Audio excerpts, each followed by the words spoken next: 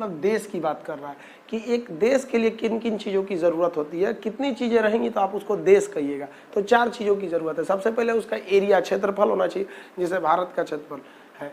उसी तरह उस क्षेत्रफल के बाद उसमें जनसंख्या होनी चाहिए, तो जनसंख्या भी जरूरी है उसके लिए। अब उसकी संप्रभुता होनी चाहिए, सोवर्निटी, ये सबसे बड़ा चीज होती है। संप्रभुता या सोवर्निटी क्या होती है? संप्रभुता का मतलब क्या होता है? जब कोई देश अपने आंतरिक और बाह्य दोनों ही डिसीजन को बिना किसी के दबाव, बिना किसी के प्रेशर में आकर ले लेता है, तो उसे हम कहते हैं उस देश के पास संप्रभुता है। और अगर नहीं ले सकता है तो उसके पास संप्रभुता नहीं है। जैसे मोदी जी, हमारे देश के अंदर नोट बदलना था, किसी से परमिशन नहीं लिए, उनके पास आंतरिक संप्रभुता थी।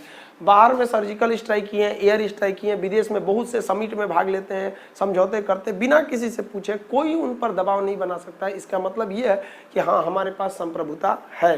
भारत की संप्रभुता, अभी क्वेश्चन आएगा कि भारत की संप्रभुता किसके पास है? तो भारत की संप्रभुता संसद के पास होती है।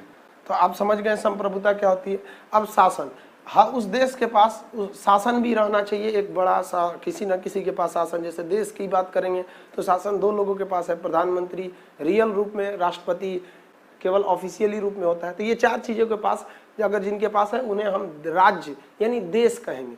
यहाँ राज्य मतलब स्टेट मत समझिएगा। अब बात करते हैं क्या बिहार एक देश है?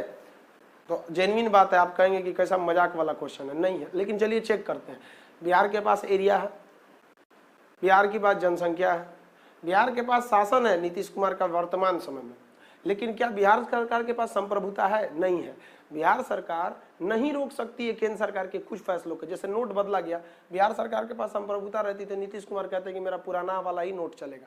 नहीं है, बिहार सरकार के पास संप्रभुता नहीं है, इसलिए बिहार सरकार क्या है? एक राज्य है। तो राज्य और देश में सबसे बड़ा यही डिफरेंस हो जाता है कि देश के पास ये चारों चीजें होती हैं, जबकि स्टेट यानी राज्य के पास संप्रभुता छोड़कर ये तीनों चीजें ही होती हैं। अब बात आती है